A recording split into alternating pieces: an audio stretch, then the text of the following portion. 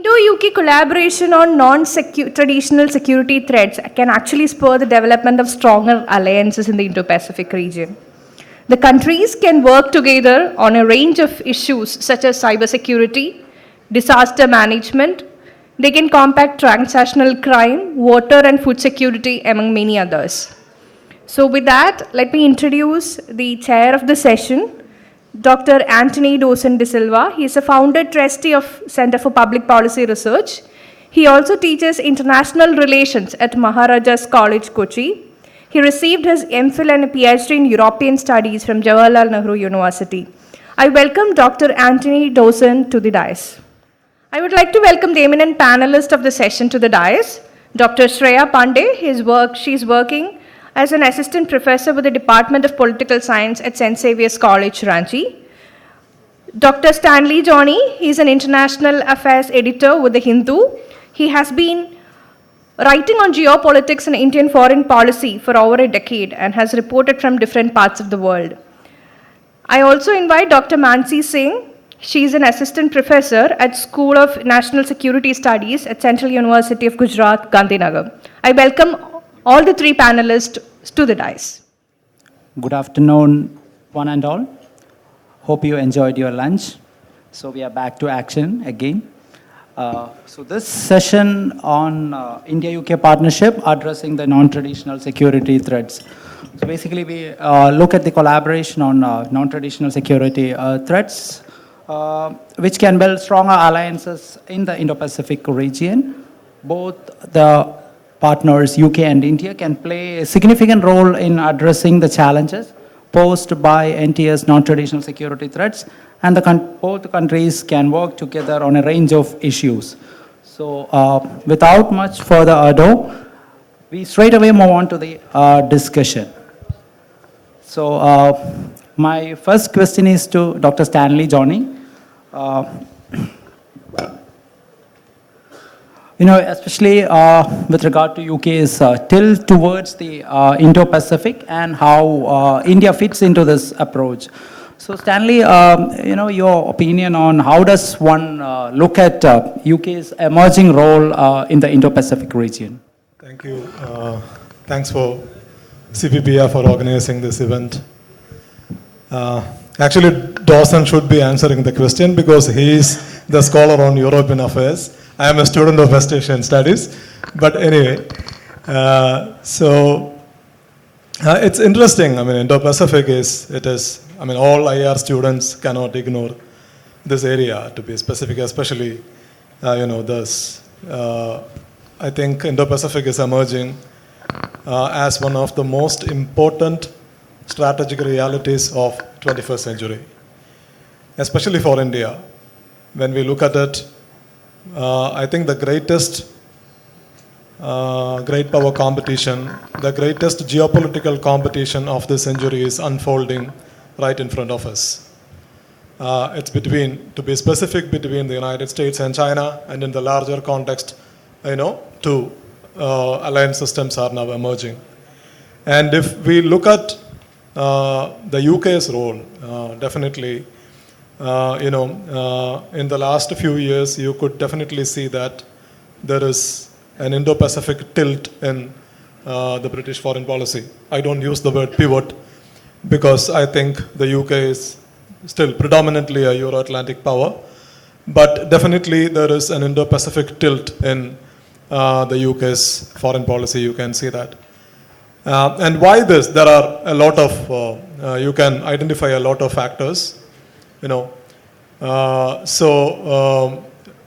Britain actually had, withdrawn from the east of Suez Canal in 1968. But in recent years, internationally, if you look at the broader picture, Indo-Pacific is emerging as the next big theater. And then secondly, Britain after Brexit. Britain was also recalibrating its foreign policy approach. There is much talk about global Britain now. So in this new era of competition, or the emergence of Indo-Pacific as, let's say, as a theater of competition, as a theater of cooperation, as a theater for prosperity, etc., etc., as a major Euro-Atlantic power. Britain cannot stay out of this.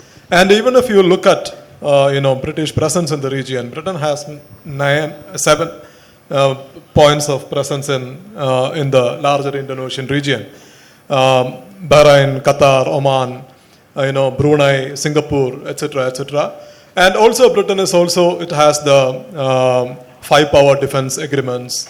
It is part of the 5 Eyes, and also AUKUS. AUKUS, is the most important, perhaps, most important geopolitical grouping that is emerging in the region at this point of time.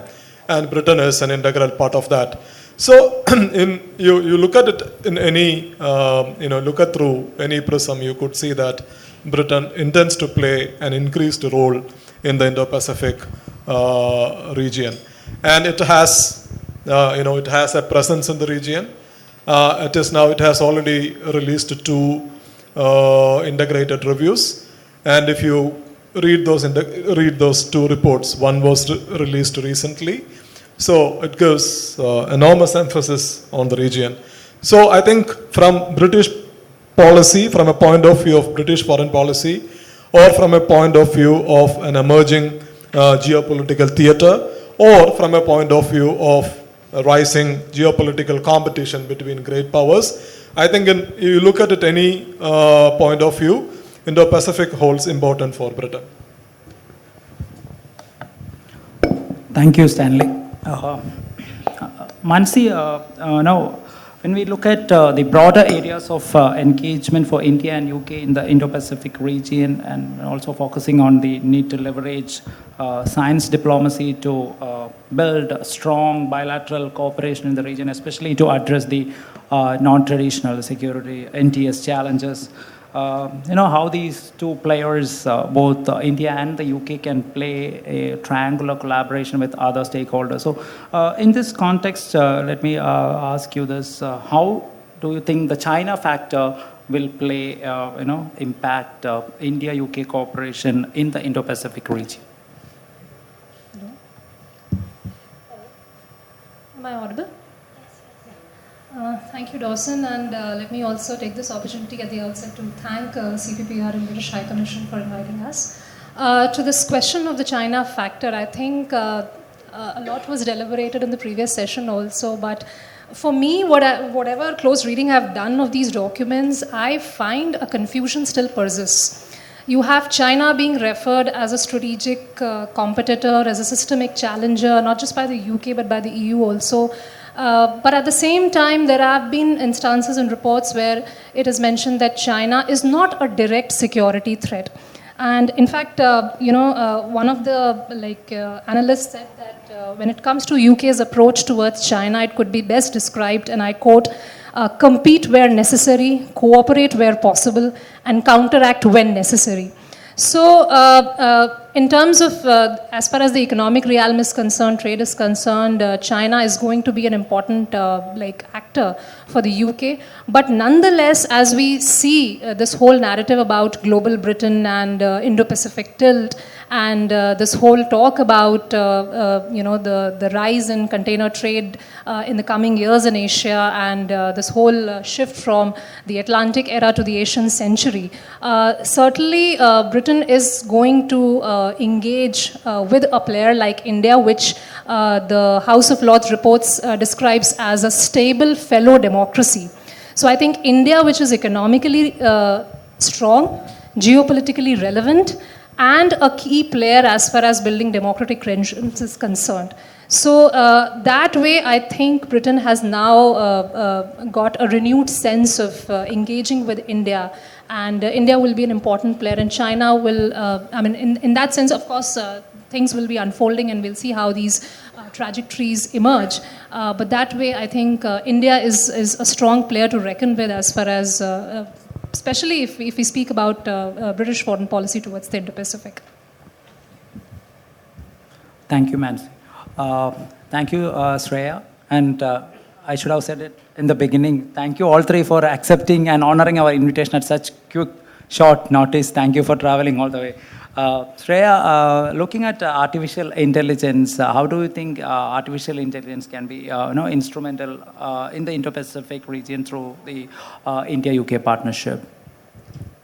Thank you so much, Dawson. Of course, the pleasure is always ours to come here. Excellent hospitality. Thank you so much, CPPR, as well as the British High Commission and the wonderful students here and colleagues, everybody.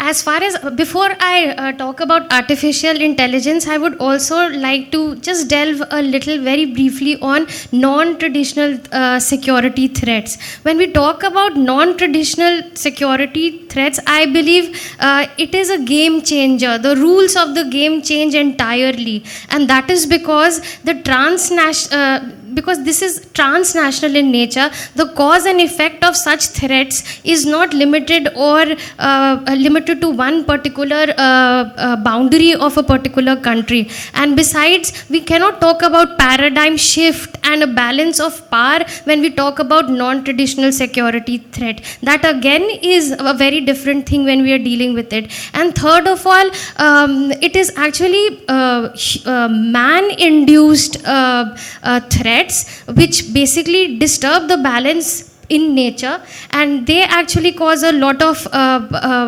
damage which is irreversible and which is actually irreparable. So these factors also need to be taken into account when we talk about non-traditional security threats. And of course, it is totally not about territorial integrity and sovereignty. We start talking about the dignity of the individual, his survival as well as well-being as well. So stress and emphatic stress on liberalism as well. When we talk about artificial intelligence, of course, it is selling like a hot cake in the academia and even otherwise, because people have the perception that we can really trigger the growth that is very much required, and that is what is the perception even in the United Kingdom.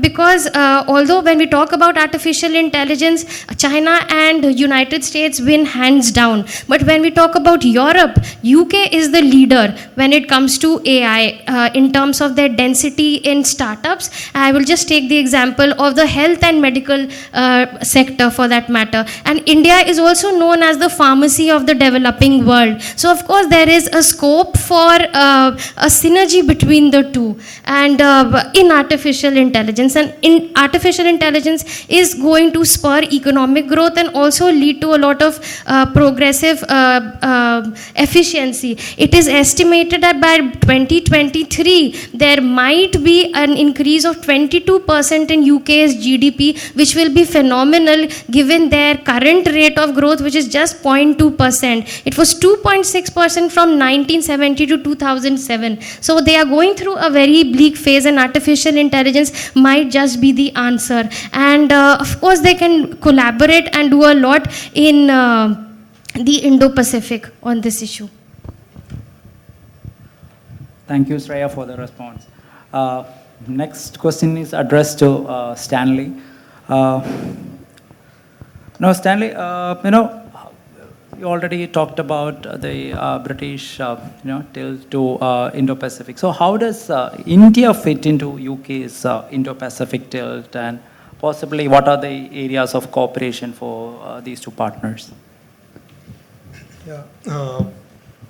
So just look at India's policy, or what does India want in the Indo-Pacific region? See, India is a natural power in the Indian Ocean region, okay? And now Indo-Pacific is emerging as a construct, as a new geographical and geopolitical reality. And a lot of attention is there on the Indo-Pacific. The United States has issued its Indo-Pacific strategy. Germany has done, the Netherlands has done, France has done. So there is, a heightened interest from European powers and bigger Western powers in the Indo-Pacific. And China's rise is, I think, there is a consensus in the room about China's rise. China is rising very fast, and it is already the world's second largest economy. It has built the world's largest navy. It can become the world's largest economy, etc., etc. So this is a reality which all these countries are facing, including India. So from an Indian point of view, I think a country which is already a natural power in the Indian Ocean region with excellent relations with the islands in the Indian Ocean region, the rise of Indo-Pacific offers India an opportunity to expand its diplomatic footprint and expand its power, right? But at the same time, it also faces the challenge of tackling China because you have a huge border with China, which is tense, which has been tense for the last whatever months. So this, on the one side, you face this challenge on your Himalayan border. India is being reminded of its vulnerabilities or whatever, the risks. And on the other side, you have opportunities, in the Indo-Pacific. So I think the rise of Indo-Pacific is primarily offering India opportunity to expand its diplomatic footprint in the Indo-Pacific region. And how will you do it? You do it by building alliances, by building partnerships, basically, by strengthening partnerships, improving your relationship with the countries in the region or with the countries that have a stake in the region, right? So in that sense, I think of late you look at India's foreign policy. India, as I said, India has excellent relationship with the islands in the Indian Ocean region. And India's cooperation with other major countries in the region, for example, you have Quad. Quad is now becoming a major, a very important grouping in the region, right? And India has excellent ties with Australia, Japan, and the United States. And of course, when you see Britain is tilting towards the region, Britain has presence in the region, naval presence in the region. It is part of the existing infrastructure of the region. It is also part of the emerging infrastructure of the region, for example, AUKUS, right? So India sees, an attempt to balance against potential Chinese hegemony. So that actually, the prospects for better cooperation, better ties, or better partnerships with these countries, I think that itself offers enormous opportunities for India's foreign policy. And secondly, to be more specific, we are also talking about non-traditional issues, etc., etc. To be more specific, you see, tackling issues like climate change, cybersecurity, or even global health. These are also very important issues that would come up for bilateral cooperation between India and the United Kingdom. Global health is particularly in focus because we have an example, right? AstraZeneca, Oxford, and Serum Institute came up with Covishield, which had great impact in tackling COVID. So these kind of opportunities are there. So you have this larger perspective of freedom of navigation, balancing against China, and building partnership in the region. And you have these specific examples of building clusters of cooperation to address both your traditional and non-security challenges. So I think the opportunities are galore, actually. So India actually fits into this scheme of things. But at the same time, there are divergences, there are challenges, etc., which we can discuss. Yeah, thank you. Yeah, you also, unintentionally answered one of my, next would have been question with regard to the India-UK partnership in developing the COVID vaccine, where China is actually dominating some of these sectors. So, next, question is to Manasi. You mentioned about science diplomacy. So, your thoughts on the relevance of science diplomacy to cement, to strengthen India-UK cooperation in the Indo-Pacific region? Thank you, Dawson. You asked that question in the first round, and I focused on the China part, the latter part of the question. So, yes, we can look at the broad contours of the India-UK partnership in the Indo-Pacific, but given the theme of this session, of course, even I don't have expertise on all the, or any one of the non-traditional security challenges and issues that we speak of, but recently, UK has come up with this Department of Innovation and Technology, and they have also come out with innovation strategy that they have announced. And even the two reviews that got mentioned in the previous session, the Integrated Defense 2021 and the Refresh that came out in 2023, if you look at these two documents, both of them mention science and technology, resilience as some of the core themes that one can really engage with and build upon. And when we speak of these bilateral partnerships, most of the things get lost in rhetoric, but what goes missing is the functional aspects of cooperation. I think that is one area where science diplomacy, and India is also pitching very strongly in the direction. And if I can read out some of the points, I mean, I'm sure we have a well-informed audience here, but just to refresh your memories and take you back to the UK-India joint statement of 2022, where this, I think Mahima mentioned it in the first panel, where you have inclusion of UK's liaison officer in the India's Information Fusion Center, and you have India's international leadership at the International Solar Alliance, the Coalition for Disaster Resilient Infrastructure. Then, of course, UK is co-leading the pillar on maritime security as far as the Indo-Pacific Oceans Initiative is concerned. So this is one area where both countries can come on board.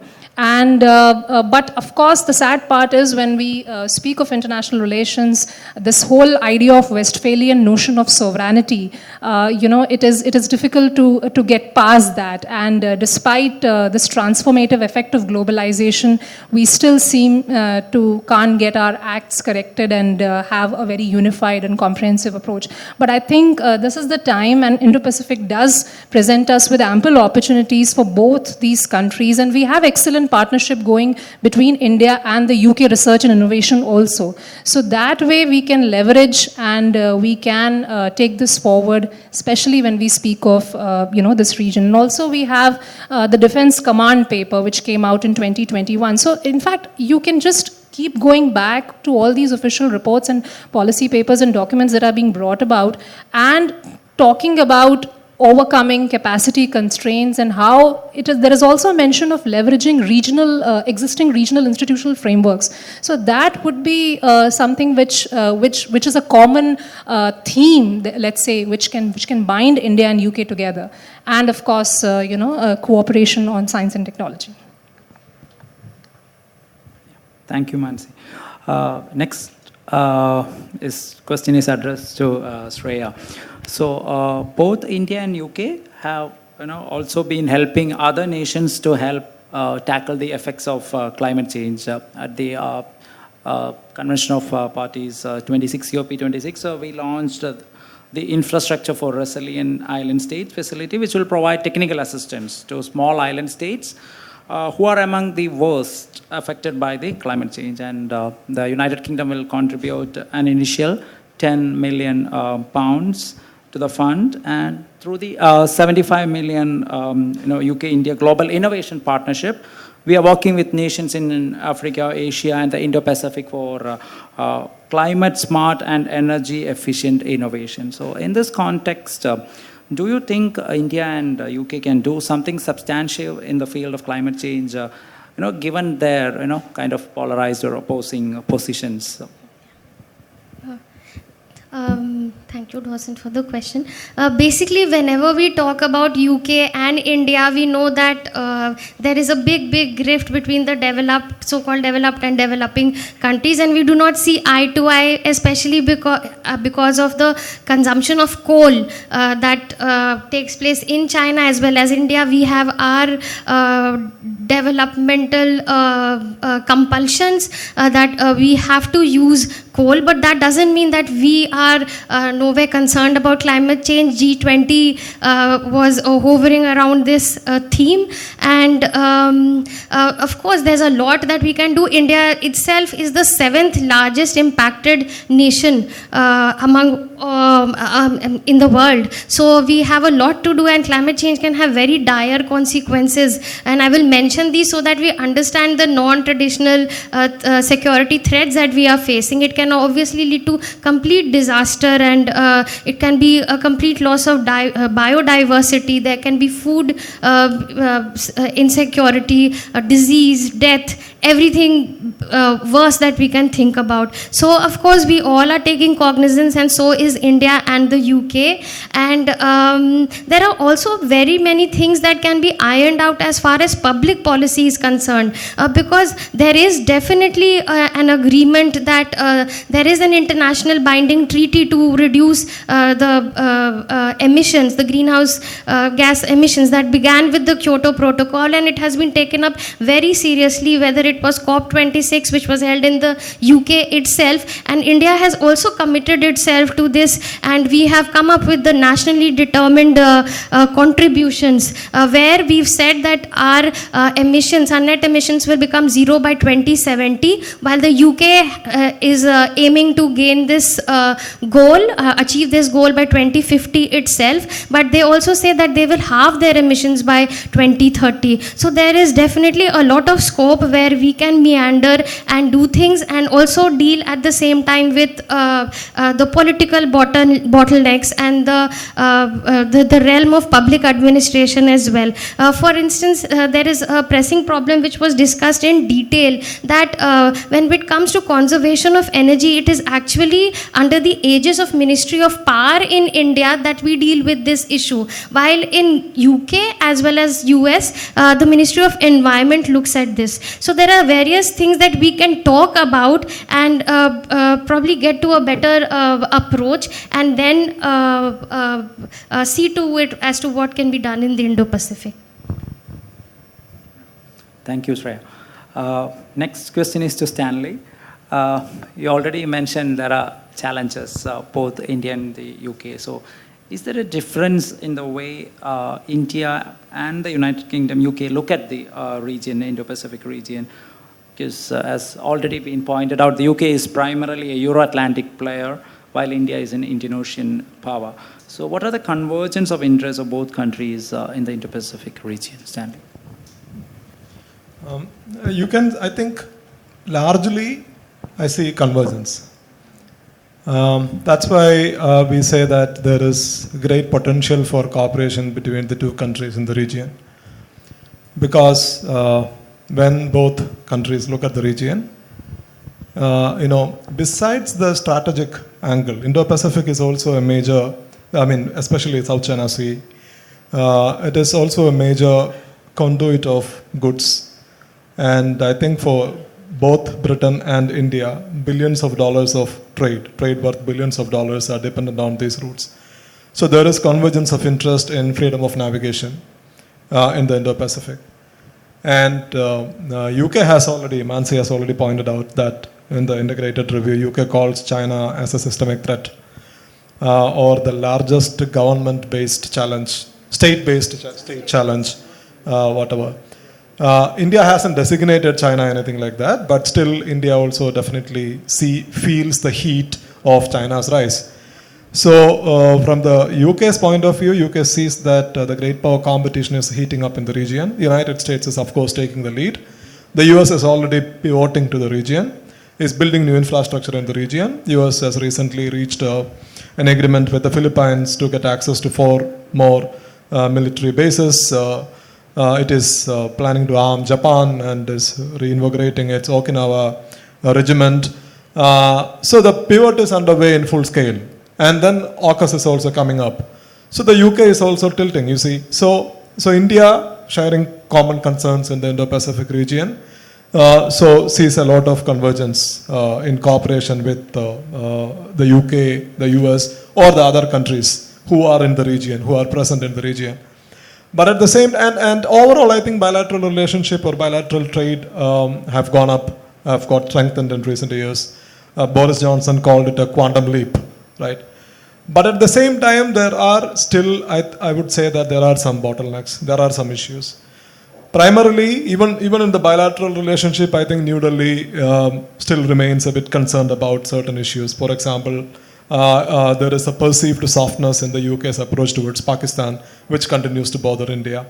And then issues like what is happening now. I mean, these may not have a strategic implication, but still these incidents can affect the progress, at least temporarily, or slow down, or raise questions about the robustness of bilateral cooperation between the two countries. But then I think the larger perspective is that I think India has this concern about all the major powers that are, that are pivoting to the region or becoming more increasingly present in the region. The concern is that, for example, you take Quad. All the 3 countries, Japan and Australia are 2 islands. And the United States is far away, protected by the world's 2 greatest oceans. India on the other side shares a long border with China in the Himalayas. So I think this is a dilemma which India is facing, because India is not just an island power, a maritime power. India is also a continental power. And India's concerns, continental concerns, are legit. So India has to draw a balance between these two. So I think, so the question is whether, the United States might want to contain China. They may not say that in as many words.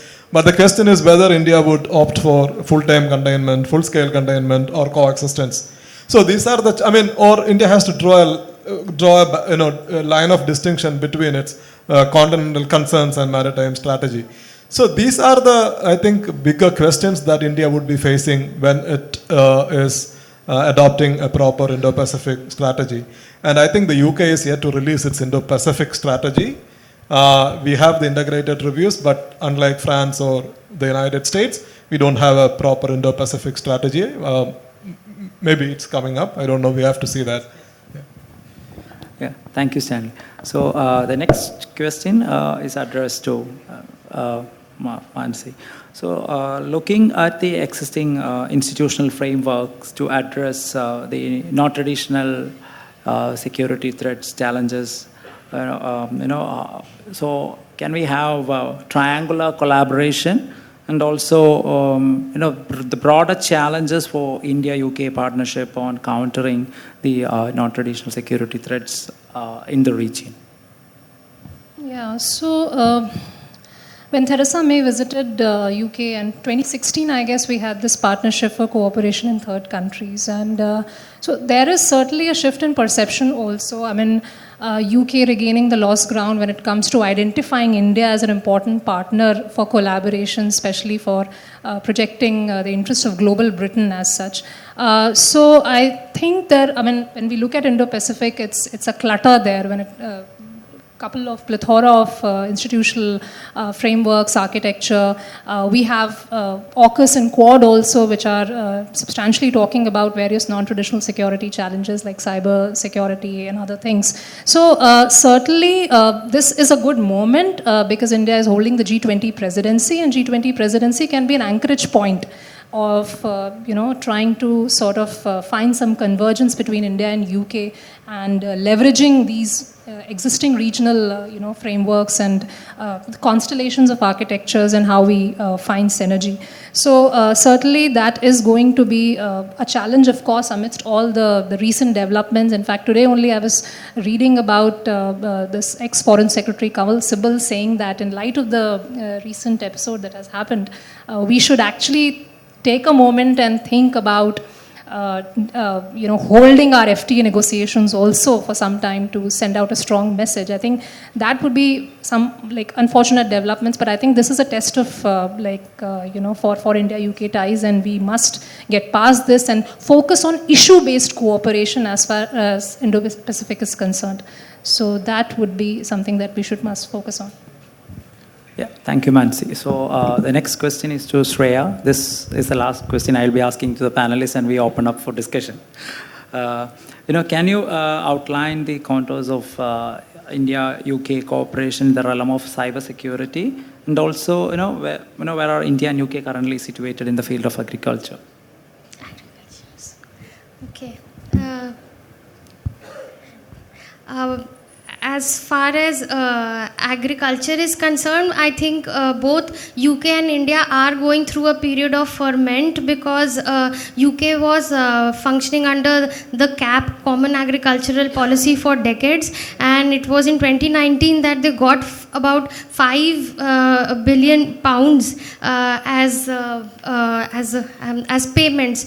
They call it BPS, the Basic Payment Scheme, which depends upon the total amount of area that is cultivated, and they used to get money for it. But now they are going to have a new policy called the Agricultural Act. It has come into force in 2020. It will be implemented from 2024. So this is the last year for CAP to be implemented. started, and of course there are a mixed set of reactions. The farmers seem to be happy because they do not need to essentially get compensation on the basis of the land that is cultivated, environment, and the health of animals. All that is also being taken into account. But again, we see that the Public Accounts Committee, the committee is also called the Public Account, not there, ours is also called the Public Accounts Committee. They are not very happy with the doles being given to the farmers, because they do not know how will they make ends meet once this is implemented. Similarly, I do not need to discuss this much, but we are also going through a difficult phase. Our farmers were also out on the streets for a very long agitation, and our national agricultural policy came into force although in 2020, and we have had a goal of maintaining at least 4% growth every single year, and we've been trying that this is equitable as far as regions are concerned, a very difficult goal to achieve though. And we have also introduced various reforms. I mean India, for instance, call centers, cooperative societies, and we see similar things being done in UK. For instance, the farmers are being taken into account. Their feedback is being duly given recognition as the policies are being formulated now. As far as cyber security is concerned, we know we are marching towards, we are taking great strides, leaps and bounds towards becoming digital, and there are so many flagship schemes which depend upon technology as far as India is concerned, and so is the UK. But of course, when you become you become digitized, then you are also vulnerable to cyber threats, and these are very common, be it UK or India or the rest of the world, and so this has to be taken into account. UK and India need to come together to counter such threats. For instance, those cloud-based attacks that happen on banks, or huge data breaches happening in IT companies where you are asked for huge ransoms, especially this is happening even in the US for that matter. So all this needs to be they need to fight together against such challenges. And for instance, the use of analytical biometrics, passive biometrics, analytical behavior, all these jargons are actually becoming commonplace now, because algorithms are being used in order to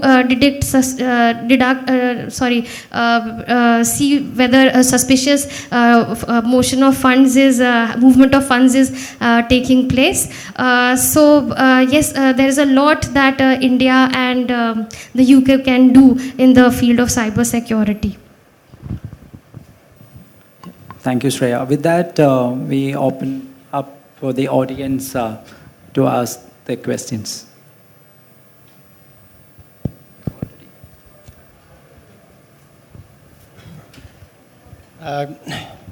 Hello. Good afternoon to everyone. My name is Jamal Nasir Koistani. I am a research scholar in University of Kerala, Department of Political Science. I am from Afghanistan. I just have a question related to the security threats that currently maybe India is going to face, or it is a threat from the side of Afghanistan. We all know, and I am very sure that in this hall everyone knows that 20 years back, NATO, ISAF, USA and their allies came to my country to struggle against terrorism. And after 20 years, they left Afghanistan back to terrorists and withdraw their forces from Afghanistan.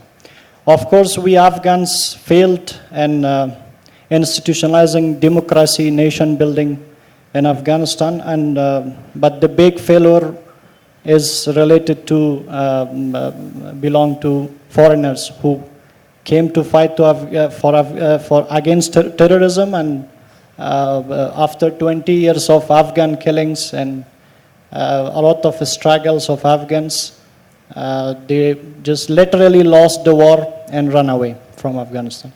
So I just have a question that Pakistan has influence over Taliban, Afghan Taliban, And also, UK is also has a good relationship with Pakistan, constant relationship throughout the history. So how can this India and UK partnership can help India to face such kind of threats from which will be coming from the side of Afghanistan towards India? Thanks. We will take a few more questions, a round of questions, and then go ahead. Thank you very much to the participants, panelists, because you have presented all these things. I have two specific questions. Question number one is regarding artificial intelligence technology transfer, because you have well explained the relevance of artificial intelligence and robotics in health sector and various other sectors well and good. But you know, in the light of the recent Ukrainian crisis, what has happened? Because technology transfer, even the technology which was transferred to certain developing countries, all the countries which are not in the circuit of the US, that technology was totally, advanced technology was totally stopped. So in the case of, even in the case of artificial intelligence or the transfer of technology, if in the event of eventuality, for example, just like an Ukraine crisis, hypothetically assume there is a confrontation between India and Pakistan. As rightly pointed out, because of the pro-Pakistan or soft approach of the UK, if the technology, artificial intelligence or the advanced technology that we are acquiring in the Indo-Pacific region, whether abruptly it is stopped, then what will be our fate? That is question number one. Second is relating about the vaccine diplomacy. Even the vaccine diplomacy and the even Pfizer controversy, you recollect, even in UK, there was so much criticism against the Pfizer controversy because it was not properly done after trials and experiments, because the health hazards will be there. So even such a vaccine diplomacy or advanced technology is transferred to certain countries of the Indo-Pacific region. What will be the fate of the people there if it is not properly trialed and experimented? And my final question is that we talk a lot about the AUKUS, but even now there is criticism against the AUKUS because already a nuclear submarine is transferred to Australia in 2021, and as per the latest agreement, 2 more Virginia submarines will be transferred to Australia. Then again, within 2030, advanced the submarines will be developed in Australia with the technology transfer from the Quad countries or the US or UK. So the criticism is that whether such a pumping of nuclear submarine, what will happen to the NPT? Australia has voiced their protest. And also, it is worthwhile to mention that in the Pacific Islands Forum of the Indo-Pacific region, about 15 islands are there. They have already voiced their protest because Japan is pumping their contaminated nuclear or atomic contaminated water to their ocean and causing environmental hazards. How these problems will be dealt with from the non-traditional angle, non-traditional security angle, how you will deal with? So, good afternoon everyone. My name is Bhavya from Indian Maritime University. So, my question is, what kind of challenges will India face with the development of non-traditional security? Yeah, we'll answer this round of questions and we'll take more in the next round. So, Stanley, you have 2 questions. One is on Afghanistan, one is on AUKUS. Yeah. So Afghanistan, I agree with your assessment that what happened in Afghanistan was a tragedy from a humanitarian point of view. NATO fought a war for 20 years, and after 20 years, the United States struck a deal with the Taliban, bypassing the government of the Afghanistan, and agreed to leave the country. And even when the United States was preparing to leave the country, Taliban continued to attack Afghan government and Afghan people. And then the United States and NATO in general had to just leave the country, handing the country back to the hands of the Taliban. That's right. And what India can do this here, and India has, for example, India has made billions of investments in Afghanistan over the last 20 years. India has built very strong ties with the Afghan government, the Islamic Republic of Afghanistan. And also when the Taliban were in power in 1996 to 2001, it had posed direct security challenges to India, including the hijacking of an Indian aircraft, civilian aircraft. So the return of the Taliban to Afghanistan obviously raises all these questions. What happens to your investments, the investments you made? What happens to the supposed strategic depth which Pakistan might acquire? And what happens to the potential security challenges it would pose, etc., etc. So these questions are there. India is facing it. I think it is still unfolding before us what kind of a regime Taliban is going to be, etc., etc. But what India can do in cooperation with Britain with regard to this question, I am not sure, because Britain has very good relationship with Pakistan, of course, but that relationship did not help during the war.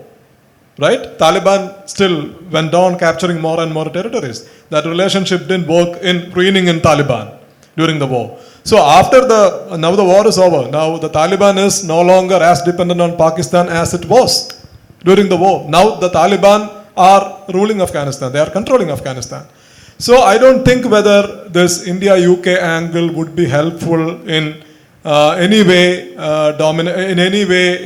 negotiating with the Taliban or bringing in any positive change in Afghanistan. I'm not sure.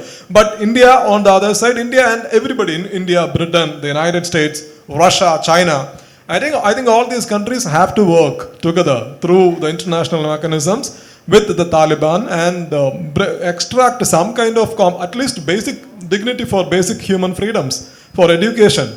These are very fundamental ideas, concepts. That is the responsibility of the international community. That is the basic minimum commitment of the international community. India has to be part of that because India has an extra stake in it with the Taliban in power. So this is something I think everybody has to work out. And with regard to AUKUS, definitely AUKUS has its concerns. What the United States is going to do, I think, if you look at the time frame, by 2027, the United States would send 3 submarines, which Australia would not be controlling. Basically, the United States would rotate 3 of its submarines through Perth, an Australian port. And then by 2032, the United States would sell submarines to Australia, and by 2040s, Australia will get its own nuclear submarines, which will be jointly built by Australia and Great Britain. So this is the time frame as of now. Isn't it raising questions about nuclear proliferation? It raises questions about proliferation. And what the AUKUS countries are saying that this is a nuclear powered submarine, not a nuclear armed submarine. And the United States and everybody is saying that Australia is not going to get nuclear weapons. So, and also they say that the submarines, this is the official version, they say that the submarine, reactors are sealed and shut. It doesn't have to be refueled. So, Australia or any other country will not be able to use the spent fuel, etc., or divert spent fuel, etc., into weapons making. Oh, this is the argument. So, basically, the AUKUS countries are saying that, non-proliferation risks would be contained, or those risks do not arise. That's what the AUKUS explanation is. And IAEA has also issued a statement, I think a couple of weeks ago, when the AUKUS deal was finally unveiled.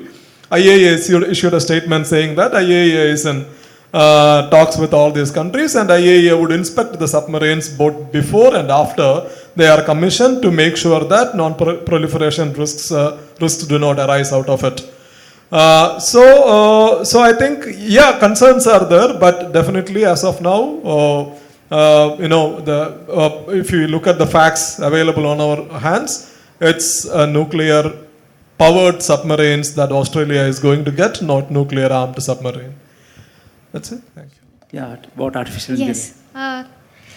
So you very rightly pointed out that technology has its users as well as abusers. So now we are looking at, and in fact UK specifically and others are also preparing a whole generation of youngsters who are interested in technology to become ethical hackers, so that they can curb or curtail the abuse of technology. And as we have seen, states as well as non-state actors use artificial intelligence and other technology as a mode of aggression in conflictual situations. And now, as time goes, their attacks are becoming more concentrated, very swift, more sophisticated. So, of course, the challenge is there. And why I think this can be a domain where UK and India can collaborate is because they are leaders in their own right, dedicated to this purpose. And it is not that they will,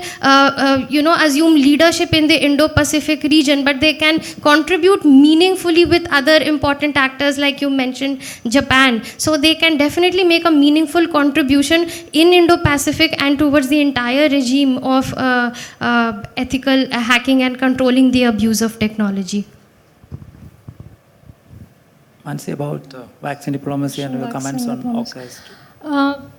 I think we speak about and we are emphasizing on leveraging science and technology and this whole idea of science diplomacy to strengthen India-UK partnership. But at the heart of science diplomacy also there is this implicit assertion of values, environmental values, technological values, ecological values. So even when we speak of the vaccine, of course, through proper trials and medical research, and I think access to, when we speak of resources must be tackled. There is, and since we were speaking about the third country cooperation, we already have a Japan, India, Australia resilient supply chain initiative regarding vaccine cold storage and all. So I think UK can also think of coming on board and we can have a meaningful partnership there. So we go for the next round of questions. Stanley said the Indo-Pacific region offers and opens the opportunity for India to expand its power in the region as well as its relationship with the other countries. Same time, Shreya was telling about the climate change and the international states are trying to reduce its emission.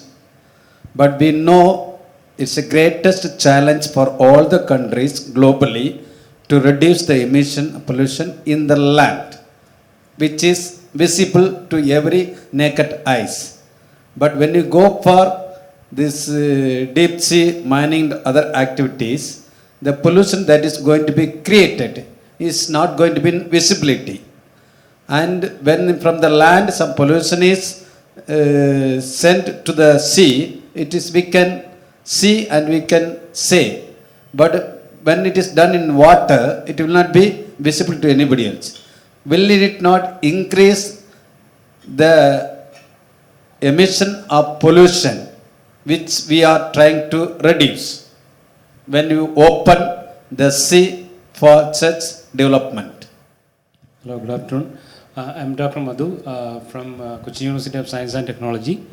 So we have a department at Cochin, Department of Atmospheric Science. It was started in 1975 onwards. So there we teach students weather and climate change related subjects, MSc Meteorology, then MTech Atmospheric Sciences. We used to collaborate with the UK people and especially for climate predictions, forecast and those kind of things. And many of our students are working as a scientist in like UK Met Office, then ECMWRF. I think UK is doing good in this field of climate change studies because they generate data, especially ECMWF. They generate data sets for the global data sets for the climate, to study the climate change things related. Especially the emission studies, greenhouse gases, all data they have developed with the help of running the atmospheric models or climate models like chemistry climate models or general circulation models, things like that. We basically do the science, but the UK can do a lot to help us to develop our expertise in that, especially at the university levels. And many of the universities, they are doing very well with, our students are there already. And especially the climate change issues are a global issue. At the same time, it has got a regional impact. There is a regional climate change issues. Climate change issues are not affected in a uniform way, but some part of the world it get benefited, and some part of the world it is very damage to the people and things like that. So in how we can get more expertise, and how we can start a center in our university to build up, especially to the chemistry climate change modeling, and to make expertise, because we need climate change leaders to for especially some disaster comes, and those people should be trained people in that field, for especially research. And because we do some projection studies like 2050 or 2100, how would be the changes. So based on that, the government make policies and all, especially IPCCs and all. So they take all the research papers and from different areas. So they make reports as per that. It's only advisory things. It is not mandatory to follow by country. But how we can make or create more expertise, because we need more people, especially in Kerala. This is the only university dealing the climate change studies and all. I mean, Kochi University of Science and Technology. It was started in 1975. The course started, and then Andhra University. Now this is a more interesting subject for how the UK are the very expertise people in this field. How we can collaborate and how we can build a good thing. I don't know how to just give us suggestions and what way we can progress it. Thank you. I am Dr. Jain from Indian Maritime University. Actually, from a global perspective or institutional perspective, if you look at that, the United Nations, even the power equations, if you look at that, UK is also permanent member of United Nations, and one of the specialized agencies, especially while talking about Indo-Pacific international maritime organizations, whether these are reflecting the democratic aspirations of these major countries in Indo-Pacific. When it comes to, of course, we are talking about soft power a lot, but in real sense, what is happening, more kind of military interventions also happening. If you look at that, the movement of AUKUS, as Stanley mentioned about Australia, UK, and America, of course, they are getting a kind of upper hand hegemony, just sidelining the aspirations of democratic countries in this region. That is one area. And if you look at this all about this, another question related to the distribution of world power. If you look at China is also permanent power, and from the maritime point of view, if you take UNCTAD report, top 10 container ports, 7 belongs to China. And if you look at that in that way, economic hegemony and prosperity also, just we cannot simply ignore the role of China in this respect. And what is the role of America in this region? That is also, as he mentioned about, of course, why Australia? It is also nuclear powered nations and nuclear submarines. This AUKUS is really reflecting the aspirations of this region. Yeah, I will answer. Climate change strengthening India. I will answer the question related to climate change. Father's query. Father, lot is being done even regarding marinology, the biodiversity, and what happens inside the water as well. In fact, there's a lot of things being done. The coral barrier reef needs to be preserved. The animals there, the biodiversity, the plants there. I think a due cognizance is being taken, and a lot of steps and initiatives are being taken in this regard. And everything is being seen, everything is visible, and everything is calculated. So we know exactly the extent of damage, and that is why there is a huge alarm in the international community that a lot needs to be done. And you also mentioned about emissions. So I think yet again, countries have come forward. More than 40 countries have actually formally agreed to the commitment of reduction of or achieving net zero emissions very soon. I mean, depends upon how capable a country is. So we have set a target of 2070. UK has set a target of 2050. So I think countries are working towards it, and so are the scientists.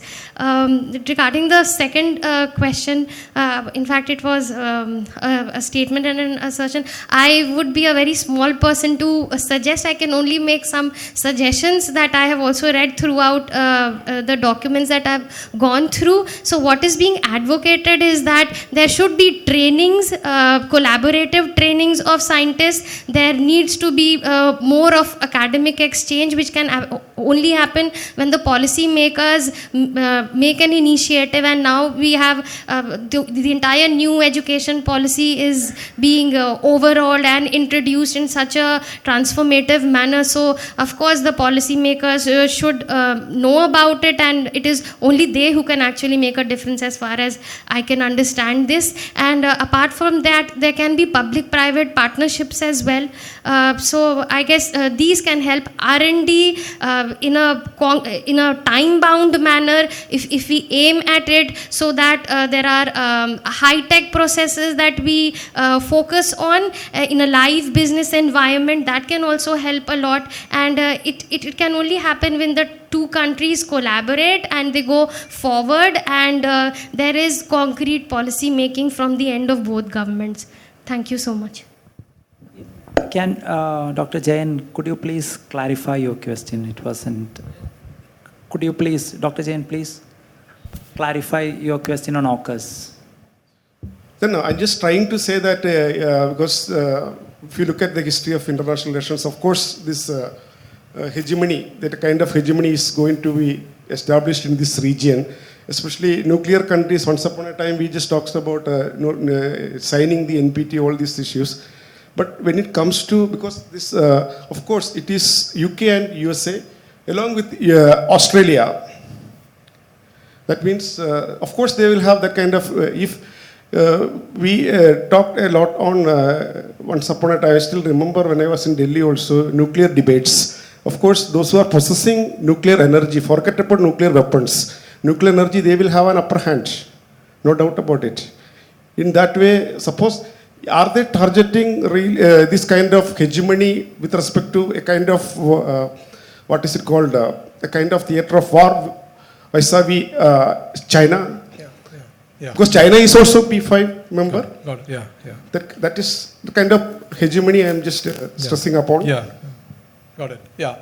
I mean, if you look at it from an IR theoretical point of view, I think, I mean, if you go beyond the moralistic or technical arguments about NPT, etc. So, I mean, I'm not discrediting those arguments. Those are very important.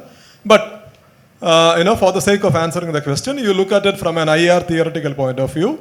In my view, what is happening in Indo-Pacific is the United States, which is the world's most powerful country, is building new alliances, new infrastructure to balance against China. I mean, it's as simple as that. Because China, I think, has already established itself in the South China Sea. And the United States, or it's not just about the United States, any reigning great power, they would challenge potential rising powers from establishing regional hegemony. This had happened throughout history. So the United States and the United Kingdom and their allies, they see that China is establishing regional hegemony in this region. So you want to counter that. And especially if you look at the US foreign policy over the last 20 years, the US had been entangled with several conflicts in West Asia, which was not actually strategically rewarding for the United States. When the US got stuck in West Asia, China was silently rising here in East Asia. Now the US realizes that it has to address this challenge. So it is now busy building infrastructure. So that's what I said. It's not only AUKUS. It is also about the Philippines for additional military bases. It is also about Japan. Japan is rearming itself. The pacifist constitution was drafted by the United States, and the same United States is now prompting Japan to rearm itself. So there is a whole new game is, unleashing before us in the Indo-Pacific. It is part of the great power rivalry.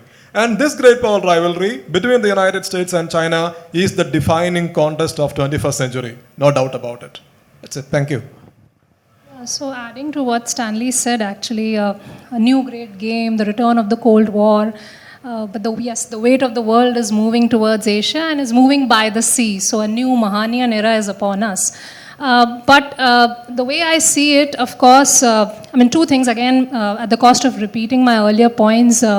India's G20 presidency and also India being the current non-permanent member of the United Nations Security Council and UK being the permanent. How you actually use these two frameworks and to build synergy and coordination on your position on Indo-Pacific. And as I think the question was about upholding the democratic credentials, so how India seizes this moment, and especially speaking from Indian point of view, and actually paves a way toward it. Yeah, so we see one more round of questions from the audience before we go for tea break. Yeah, talking about sustainable development goals, this is deep beyond these things. Environment is very important, sensitive issue. This recent Brahmapuram issue, that all these things, this technology collaborations, any kind of things, any kind of trade-offs, or especially from these Indo-UK partnerships, that kind of science and technology collaboration in this respect, anybody can answer. We already have both the Foreign Common Development Office and India's Ministry of External Affairs have signed a global innovation partnership. So that is something which will be, providing more avenues for collaboration. So.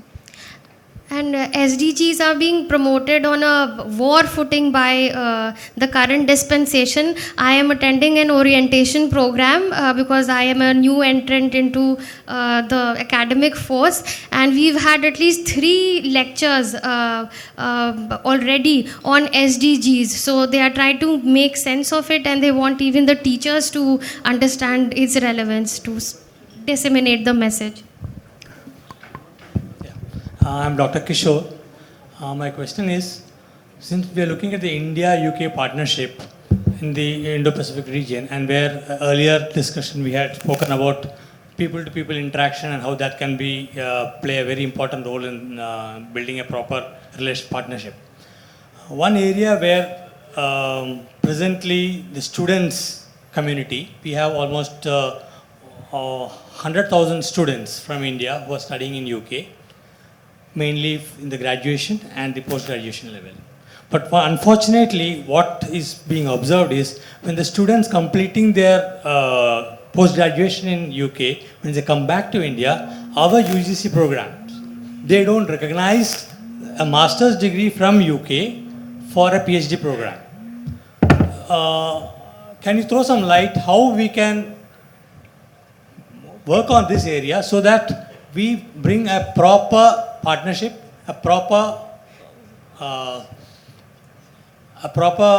partnership between both India and UK as far as the academia is concerned?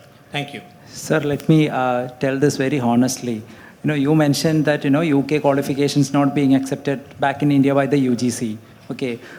Even the degrees issued by one university in Kerala is not accepted by another university in Kerala, and they require equivalency certificate which nobody is willing to give. I absolutely agree with you that it's highly ridiculous that you come back with Ivy League or the most prestigious universities, QS ranking university degrees, and you come back and ask for recognition here in India.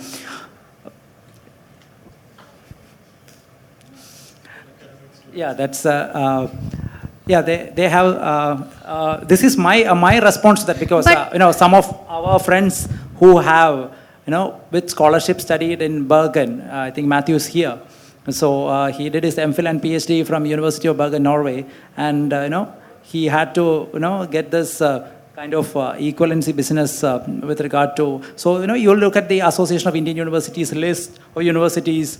This is like the UGC care listed journal. That's another story. So, so whether UGC cares it or not, that's a question. When they are inviting the global universities to establish campuses in India, and it's It's a point we need to ponder upon. Yeah. The reason I put it across here. Yeah, it's like the, we don't, in Europe, we have the ECTS, European Credit Transfer System, where, there are no issues, So I think we need to rise up to that challenge, when they come back from these, prestigious universities and, virtually begging at the UGC for, recognition of their own degrees. Thank you. Yeah, thank you. Can I add something? But I guess the Indian education system is at the cusp of transition, because we are also going to introduce the academic credit bank. So, which will mean that there will be a lot of mobility from between courses and between colleges, also from one college to the other. So I think it's not a scenario of utter hopelessness. Let's hope that this will translate into further flexibility, because we are making an integrated system of education as well, just like we have an integrated system of judiciary. So if there is commonality, if there is homogeneity, we will also be recognized as a good, formidable force to compete with. Indians have a reputation of being very hardworking, very good at their jobs, and the people who come with PhDs from abroad, they are the ones who are leading the tribe. I think Ashoka University has so many, almost more than half of the people have PhDs from abroad. Azim Premji University as well. So I think there is vacancy at the top always. No, I didn't discount on that factor, the academic bank of credit and everything. I myself have been a victim of this. Having done my MA Political Science from University of Hyderabad, I came back to attend the Public Service Commission interview here in Kerala. So I had to get the equivalency certificate from one of the universities in Kerala. Calicut University, for example, doesn't give recognition to anybody's degree, JNU, Jamia, whomsoever it may be. They give, they don't give equivalency, they give only recognition. So you have to go to Kerala University, virtually beg, kneeling on their feet to ask for equivalency, even though they have virtually stopped it. Even though they have proclaimed and kind of made a declaration that there is no further need of this. That's why I told, first of all, we have to make our own system, then only, maybe, we can. Sorry for taking that time. There's somebody asking a question there. Hi, I'm Lisbeth, and I'm an associate researcher at CPPR. I just wanted to bring in a different perspective to the conversation, since there was a mention about SDGs as well. So when we talk about the SDG 11, it talks about sustainable cities. But much of the conversations we're having now is coming from a global perspective of India-UK partnership. But at a city level, how do you think now there's a concept of sister cities as well between countries, where there's a transfer of knowledge and research among the cities in different countries. So when we talk about such a partnership, how do you think that cities in the countries can actually play a role, especially when it comes to climate resilience in cities and all of that? Thank you. Hello. I just want to add one more point to this, sir. That recently I had an experience with the same kind of things, recognition. One girl, she did MSc from aerospace engineering, and she came to my office for joining PhD. And her degree is for a 4-year course. Here we follow 2 plus 3 plus like that. So they did not recognize that degree, and she could not join with me for a PhD program. And one more thing, one fellow who completed PhD from UK, one of the best university, and he came and he attended for assistant professor interview. And as per UGC regulations, we need net qualifications, otherwise PhD. Then again the problem came, and it was a case in the Kerala High Court. Now the Kerala High Court quashed the appointment of that fellow. Then it went to the Supreme Court. Now that case is still pending in the... Sir, sorry for making this digression. That's why I told specifically, we have to put our house in order. Then only we can blame others. Shreya, you can answer. No, I don't know. I want to answer that. The city one. Okay. You've asked a very, very good question, a very pertinent question, and something that I can answer through something that I have learned from a junior of mine. She was a junior of mine, and she is Professor Gulshan Sachdeva. He is right here. Her student, she's done her PhD under Sir. She has she's been granted grant for a major project on smart cities. Her name is Dr. Divya Manas. She's a faculty at BHU. So I did ask her in detail as to how are you going to go about this? What are you trying to find out? So she said that because such a lot of funding has gone into these smart cities, not only that they were promoted, but a lot of funding has also gone into it. So now what they are going to do is go to these various cities where they wanted all these initiatives to be taken. And I said, how are you going to find out about this? Are you going to do a survey, a questionnaire? Will you give that to people? But that will be that will be an onerous task. So she said, we will go to the various departments, to the various government departments, and they will give the data as to how much work has been done. So I guess that answers your question, that whatever initiative will come, even for the twinning cities that you were talking about, twinning smart cities, that has to come from the government. It has to emanate from there, and of course the others can take over. I mean, the other stakeholders, the civil society, the people, the NGOs, the pressure groups, the lobbies. Thank you so much. Yeah, thank you. So we have come to the end. Since you mentioned about climate finance, which has dominated, so I just want to add and then we wind up. So climate finance has been one of India's key priorities, and UK recognizes that more needs to be done. So the British international investment, the investment arm of the British government, has a portfolio of 2.1 billion, which is nearly 17,000 crore in India, and an additional 1 billion solely for climate-related projects over the next 5 years in India. So then the UK capital investment, which have invested 330 million pounds across 91 companies in India. This includes investment with Government of India and other partners in Green Growth Equity Fund, which is the largest single country emerging markets climate fund in the world. And for the Foreign Secretary in his recent visit to India announced that the UK government backed the NEEV2 funds, 22 million investment into green hydrogen company Hygenco, and this investment in partnership with the SBI, State Bank of India, will help India's green energy transition. And the UK has also provided an India Green Guarantee to the World Bank, which will help unlock an additional $1 billion US dollars, 80,000 crores in lending from the World Bank for climate-related projects in India. So with that, we conclude this session. Thank you for your patience, attention, and questions. Thank you very much. Thank you, Dr. Dawson, and all the eminent panelists on the dais. The conversation was great. The session actually opened up our minds in different areas, different arenas of non-traditional security threats, including cybersecurity, food security, climate change, health, etc. So I think an issue-based cooperation, as Manasi suggested, can be a policy in the Indo-Pacific for the Indo-UK partnership. So thank you all the audience for the wonderful questions. Thank you.